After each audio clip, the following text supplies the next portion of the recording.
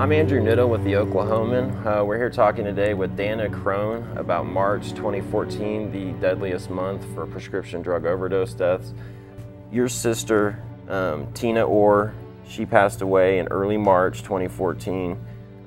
We just wanted to ask you a few questions about her here today. You said that with Tina, that up until about 2008, she was, pretty normal, pretty much like a normal person, and then something happened around that time. So can you kind of describe what happened to Tina around that time, back in 2008? Yeah, before that she was, I don't know that there's really a real normal, but she didn't have as many struggles, and then she was just under a lot of stress from what I can remember, and I don't know if it was one specific event or multiple events that led up to it, and then it's like one week we were talking about going to see a movie and everything was normal, and then the next week she was definitely, sort of more of in a manic state, and talking about things that didn't really make sense, and then ever since that point she never really got back to how she was before that. It was like she was a completely different person.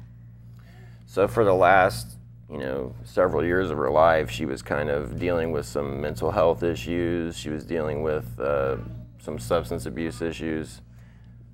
Just with pain medication, or just with prescription drugs. But I don't think that it was ever an abusive situation with that. I don't think she was doing that. I think it was just what she was prescribed. Can you recall how she first was prescribed those drugs? Was she injured, or do you remember how that came to be? Honestly, I think that she dealt a little bit with depression in her early adult life, and then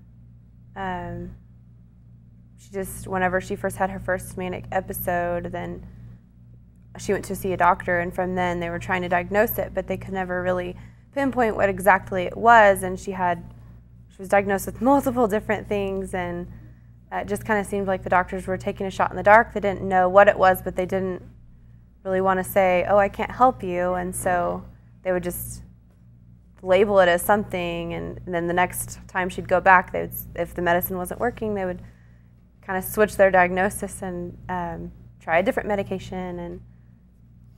And you talked before about your father had substance abuse problems, mm-hmm. and you told me that Tina was worried that she was going to kind of follow her father into an early grave, to lack of a better word. Can you talk about your father and how Tina was kind of always fearful that she might end up like him? Can you give us a little bit of info about that? Yeah. So my dad also dealt with depression, and his medication, I know, started with just pain medication because he was in a car accident. Mm-hmm. And so then I think the pain medication, it never seemed to be enough. And I was talking to my mom about it. He'd start off in a lower dosage, and then it would work for a little while, and he would need to add more to take the pain away. And so he would go to multiple doctors, but he would never admit that it was anything more than just pain until it kind of stumbled into clearly depression. But he didn't want to be diagnosed as having any problems because he felt like it was admitting weakness, and because there's such a stigma surrounding that. And he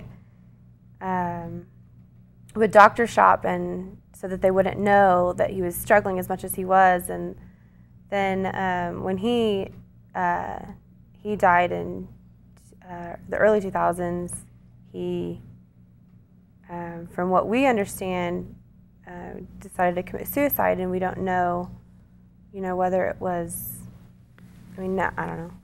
Was it something that Tina was aware of, and you said that she brought it up, So whenever Tina was struggling later on with her pain medicine and with her prescriptions, mm-hmm. She, at one point she was taking multiple prescriptions, and she always told me that they had she didn't know if what they were helping her with, or if the side effects were worth what they were supposedly helping her with. And so she would go on spurts where she would stop taking them and kind of bounce back and forth. And when she was taking them, one medication I know made her severely suicidal, and so she would talk to me on the phone and say that she was terrified of ending up like our father. And so then she would stop taking her medicine and then completely backtrack on all the progress that she had made. And then the medicine made her gain so much weight, and so then she was ashamed of that for that reason too, because I guess it slows down your metabolism. And tell me about Tina as a parent and as a person a little bit. I know you said she was very creative and she had her own wallpapering business. Mm-hmm. So can you kind of tell me about her, before, the last part of her life? Tell me a little bit about Tina the person. She was just really creative and so patient and understanding, and she was a peacemaker. She didn't like whenever anyone was fighting, and she was an amazing parent. She was so patient with her daughter and just always thinking of others, and she loved to paint and sing and cook, and she was going back to school, and she always wanted more. She always wanted to better herself. You said that towards the end, or right before she passed away, y'all were getting ready to kind of be in a position where you would live close by. Mm-hmm. Tell me about the last time you talked to her and kind of the hopes you had, and kind of ultimately, if you can remember, a little bit about her death, if you know anything about that. I don't know how much information you have. Yeah, I spoke to her a few weeks before, or a couple weeks before she passed away, and she was definitely in a sad place, but we spoke for several hours, and she was we made plans. She was so excited that we were going to be neighbors, and we made plans to go shopping together and to take our kids to the library together and go to join a gym, since that was one of her concerns. And she was really excited. We left that phone conversation in a good place, and then a few weeks later, we've found out that she had passed away. And tell me what you miss most about Tina. I know recently, or since we talked, I'm sure it's been in your mind. Tell me, just some of the things that you miss about Tina, and maybe that, you think that you'll miss moving forward. Yeah, I just miss being able to call her and, get her opinion on things. And I really miss the possibility of what could have been with us being able to live closer to each other, and for her to get to know my kids, and just her laugh and how sweet she was. And I don't know. It's okay. What don't you miss about your sister when she's gone? Last question here. When we talked on the phone, you seemed like you knew kind of like why we were wanting to do these kinds of stories. You seemed frustrated with the fact that people like your sister and all the other people that die of prescription drug overdoses, that they're kind of allowed to get to that point. Can you talk about some of the things you'd like to see happen? I mean, you've lost your dad, you've lost your sister. What are some things you'd like to see from people like lawmakers who have the power to pass laws and regulations that can maybe tighten up who's able to get their hands on these drugs, and the doctors who are prescribing them? Is there anything you'd like to see come of that? I mean, yeah, it's crazy that it's such a stigma, and I mean, people use those phrases with such ease. They're just like, oh, Grey's Anatomy is ending, I'm so depressed. And so then it's like either those type of illnesses become a joke, or they just become something that no one wants to talk about, like the elephant in the room, that you're embarrassed to talk about it, and you don't, because you think everyone's either judging you, or they think that you're just making light of it and you just want attention. And so I think I would like to see it, talked about more openly, and for people to realize it's not something that should be taken lightly.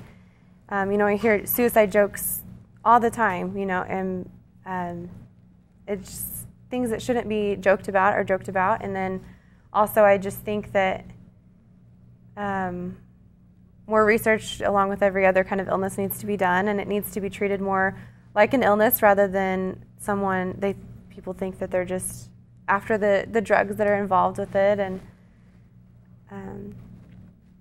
I don't know, just more help for them. It seemed like whenever she was trying to get help, there's only so much people could do. Like, she could only go to the hospital if she met certain prerequisites for that. And I don't know, it's just hard for everyone that's suffering. I think I read somewhere that 1 in 5 Americans have some sort of mental illness, but it's not openly talked about unless it's like a joke.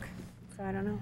Is there anything else you want to say about your sister or why we're here today? I don't think so.